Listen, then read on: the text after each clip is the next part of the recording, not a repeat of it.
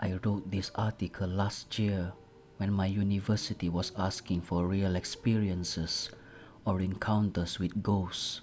It's long, but worth the read, trust me. I will never again touch a Ouija board. This is all real. In 2017, 5 of my friends and I moved into our new house to find we weren't the only ones living there. We'd been looking forward to moving in for almost a year. Second year meant no more cafeteria food, dawns, or public bathrooms. Only 6 friends living together. We quickly made the house our home, decorating the walls and hosting a few too many housewarming parties. We felt safe, happy, and comfortable in our new place. Shortly after settling in, my housemates and I heard inexplicable sounds throughout the house. We'd hear the shower sliding door move on its own, footsteps sound from upstairs, and the front door open and close. We were suspicious of the sounds, but quick to brush them off and continue with our lives. That was until the evening of October 25th. While all 6 of us were sitting around the dinner table, a pan on the stove began to rock back and forth on its own. We tried to play it off as normal, but nothing could explain the shaking. We decided we'd had enough. We had to get to the bottom of these strange occurrences. 10 minutes later, we'd lit candles and set up a homemade Ouija board in the middle of our table. To use a Ouija board, each player lightly places one finger on the planchette, a wooden triangle used for these ceremonies, and questions the room's spirit. If one is contacted successfully, the planchette moves itself around the board and spells out words or numbers to answer the questions. Is there anyone here? We asked the board. No response. We asked again and again, but still no response. After a couple more tries, the planchette dragged itself to the word yes, written on a piece of paper. Once we were sure there was someone there, we continued to ask questions to find out who exactly we were talking to. What's your name? We asked. Slowly but surely, the planchette moved to the letters A, D, and Y until it spelled out ABHISHEK. My housemates and I continued to communicate with him for a few minutes until we felt we were no longer speaking to ABHISHEK. We asked if there was another presence with us, and it turns out there was. This time, the spirit's name was Pam, a 3-year-old good spirit, according to her. Realizing there was more than one spirit with us, we asked the board how many there were in our presence. The planchette slid to number 8. With news of our 8 additional roommates in mind, we decided that was enough for one night and stopped the game. After looking up the standard conditions of using Ouija boards, my housemates and I discovered we'd broken some of the rules with our first try. Ouija boards are supposed to open the connection to the spirit world, attracting and inviting spirits from all over. They shouldn't be played at home. If you play where you live and connect with a malevolent spirit, it can stay in your house. Spirits can't be trusted. A spirit can take possession of players and gain access to their mind. The next night, we decided to break out the Ouija board and play again. This time, when we heard how many spirits were with us, the answer was 27. After asking who was with us a few times, we compiled a list of names: Nudu, Verd, Lukuf, Matt, and Corey, to name a few. When asking whether or not they had good intentions, Nudu was one of the few that replied, no. I suggested asking Nudu if he'd taken possession of any of us. He answered, "No," until it got to my housemate Emily, and the planchette quickly swiveled over to yes. We put Nudu's answer to the test by asking personal questions about Emily only she'd know. "How many concussions has Emily had?" I asked. The planchette made its way over to the number 4. We looked over at Emily, who had a look of horror on her face. Nudu was right. While Nudu answered the rest of our questions correctly, we couldn't rule out the fact that Emily's hand was on the planchette. Maybe she was purposely or subconsciously guiding it in a certain direction. We told Emily to take her hand off the board but stay where she was. Then we asked, "What is Emily's brother's girlfriend's last name?" None of us knew the answer. The board replied. We looked over at Emily and she confirmed that it was the right name. We were all in disbelief. A few of my housemates decided they were done playing and lifted their fingers off the board. Without even asking a question, the planchette moved to the corner of the board, with only 3 remaining fingers on the edges of the short glass planchette. We never could have made that happen on our own. Although that was the last time we ever played Ouija, the story doesn't end there. The following weeks were bad. My housemates and I were constantly uneasy in our home and got especially nervous at night. We all felt as though we were being watched. We saw dark shadows in the corners of our rooms and suffered from horrible nightmares. Emily would often wake up in the middle of the night screaming for help, convinced she saw a figure in front of her. One night, while I was lying in bed, I heard a noise coming from my window, like someone running nails up and down my wooden blinds. After too many sleepless nights, we decided to hire a medium. We showed the medium around our home and told her what happened. Although we didn't tell her where we felt the dark spirit, she was able to identify the exact same spots where we felt their presence most. When the medium described the characteristics of the spirit she sensed, it was exactly the type of presence I'd felt. We all agreed the spirit was an adult male in his late 20s or early 30s. He was a bit of a loner. Was this episode?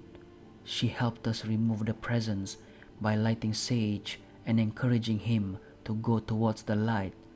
We truly felt better afterwards.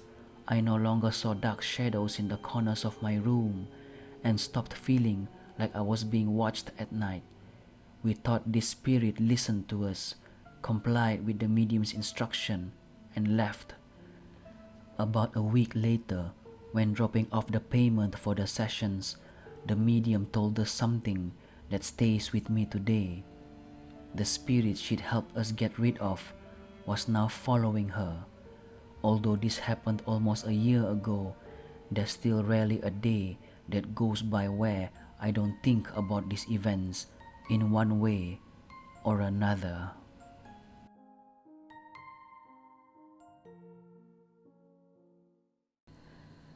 I used to live in a haunted house.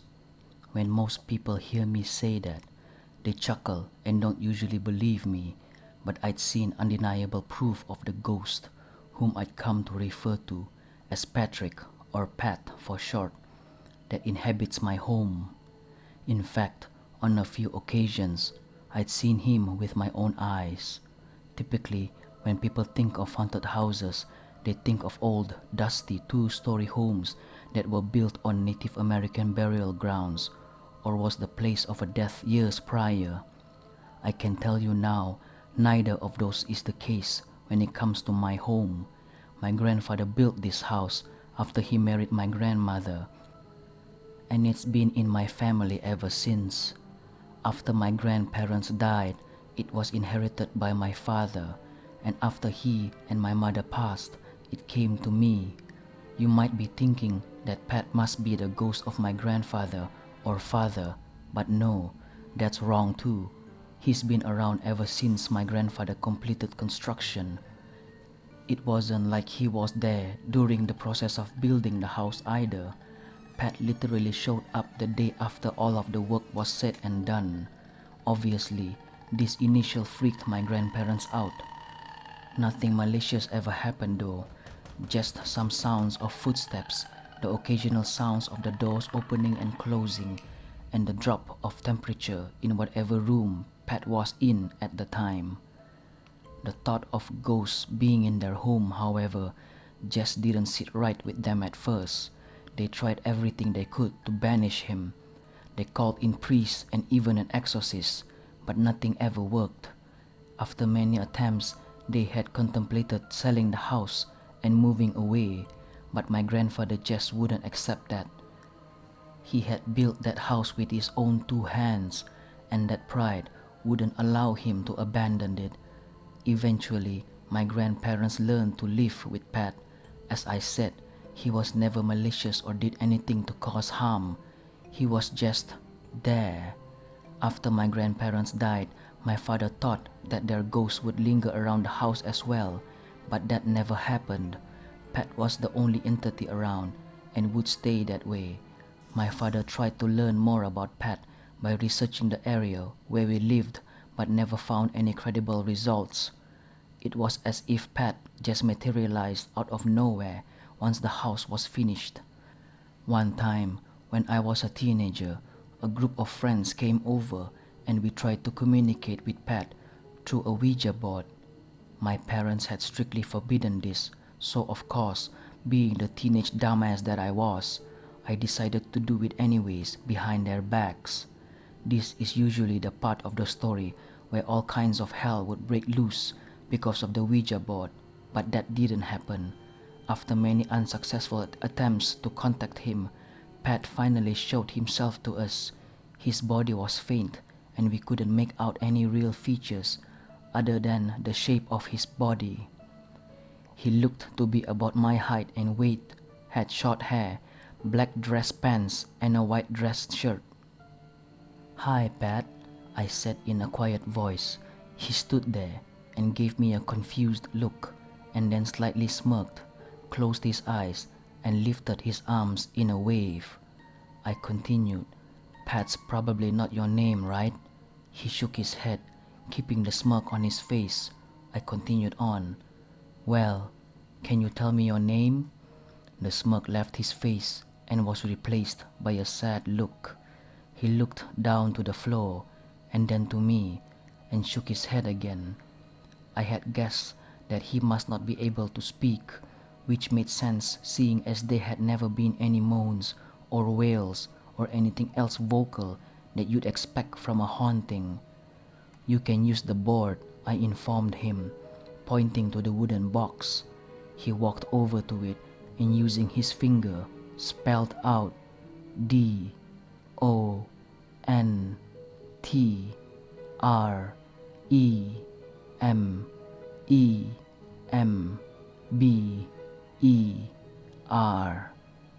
He looked up at me again, still a sad look in his eyes. "Is it all right that I call you Pat?" I asked. For the sake of him at least having a name, he nodded and the smirk came back. After that experience with Pat, my friends and I decided to look into other paranormal activities. We live in Ohio, so there was plenty to look into. There is only one experience, however, that stands out from the rest, and it would be the last. After inheriting the house following the death of my father from a years-long battle with cancer, my mother had died giving birth to me. I turned it into a base of operations for my friends and I. We would meet there and plan out where we would investigate. This time, it was an old abandoned mental hospital that was known as the Regis. It was famously known to be haunted, so I was particularly excited to visit it, as it had been a dream of mine to do so ever since we first got into the paranormal game. As we pulled up to the front gates in our van, I could feel my heart racing from excitement. I have to advise anyone thinking of doing this to not do this. Not only is it actually trespassing since overnight investigations aren't allowed, but what I encountered here scared me off of paranormal investigation for the rest of my life. It was when we stepped foot on the grounds that the horror would really begin. After jumping the gates and walking around outside, I noticed something in a window of one of the upper floors. I could see a man standing there staring at me. He was completely white from head to toe. White clothes, pale skin, even white hair. Something about him made me feel incredibly uneasy, and everyone else said the same. We all knew that something was wrong because never before had we been scared off a location this easily before. We got out of there pretty quickly, packed into the van and took off. Guys, said Andrew, who was sitting in the back of the van with his wife, Jen. My girlfriend, Jamie, and I looked out of the back window and saw what he was seeing. There was the man in white standing in the middle of the road, the only part of him not white being his eyes, which were instead glowing a bright red. I could feel my heart racing as we all tried to register what we had just seen. Soon, I felt myself start to doze off when Andrew once again exclaimed, "Guys!" I sprung awake as Jamie and I turned around. "That thing is following us," he continued. As we looked out of the window again, Jamie squeezed my arm. The man in white was directly behind us, and it looked like he was just standing in place, but he was somehow keeping up with the car. At this point, we had all started to freak out, and I turned around to tell Bill, the driver, to speed it up. As I turned back around to look out of the window again, I noticed that the man in white was gone. "Where did he go?" I asked Andrew. I don't know," he responded. "He just disappeared." We thought that maybe we outran it or it just gave up, but then Jen started to act weird.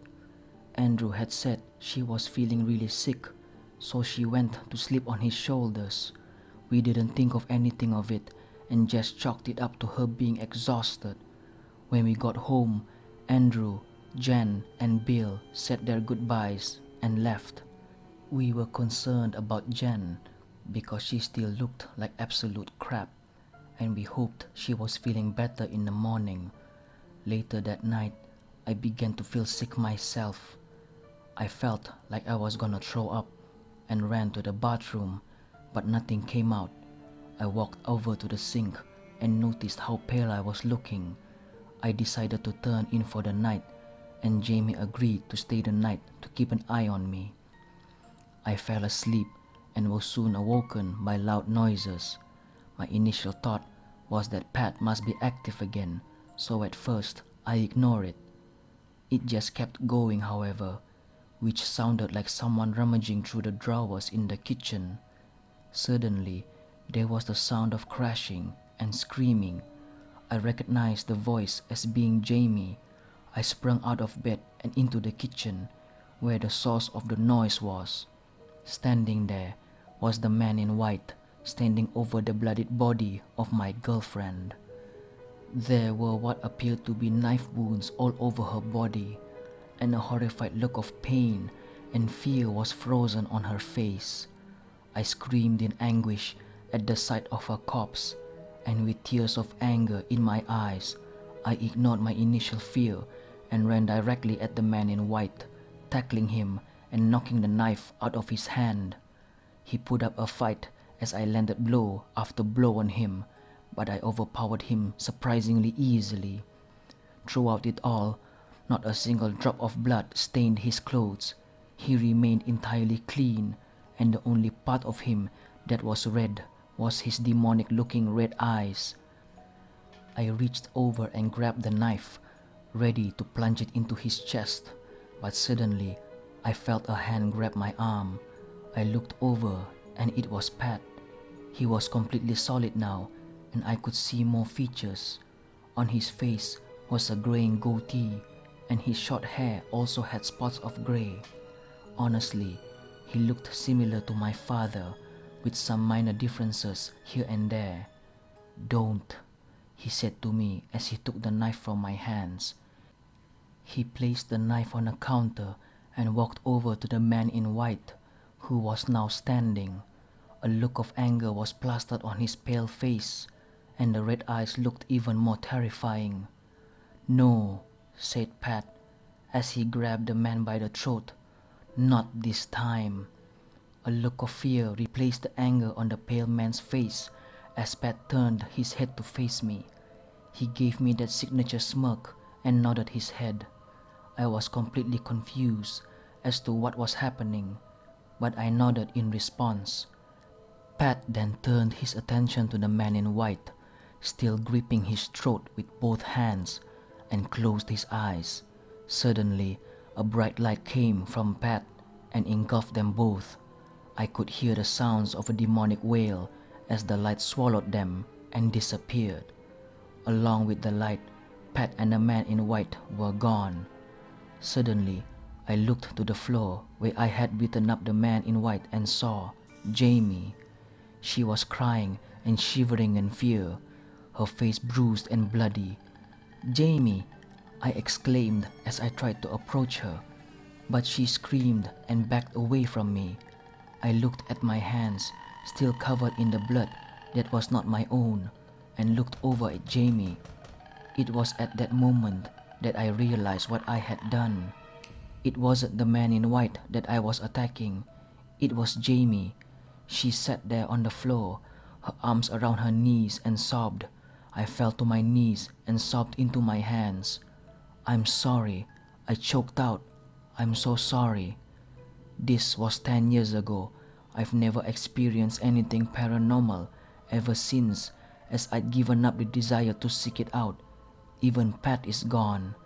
I never saw him again after he and the man in white were engulfed by the bright light. All of my friends and my now ex-girlfriend are no longer a part of my life. The reason the man in white took so long to attack me and Jamie was that he first attached himself to Jen. They weren't so lucky, and Jen ended up throwing Andrew out of their bedroom window and jumped herself after realizing what he had done. Bill was next, and he ended up getting hit by a car after running into the middle of traffic. After that was when the man in white possessed me. The only reason Jamie and I are alive was because of Pat. He stopped me from killing her, and he saved my life in the process. Jamie understood the situation, but couldn't stand being around me regardless. Seeing me kept reminding her of our friends, and she never forgot the experience of me nearly beating her to death. She left me shortly after she was released from the hospital. She claimed that she was attacked by a random assailant, so I never faced any repercussions for what I had done. Even though a part of me still feels that I should. Even if I was manipulated by some evil entity, it was my hands that hurt her. I never forgave myself. I miss Jamie. I miss all of my friends. Most of all though, I miss Pat.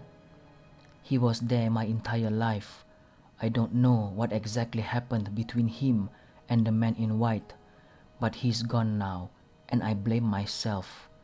I brought that thing into my home because I was nosing around where I didn't belong.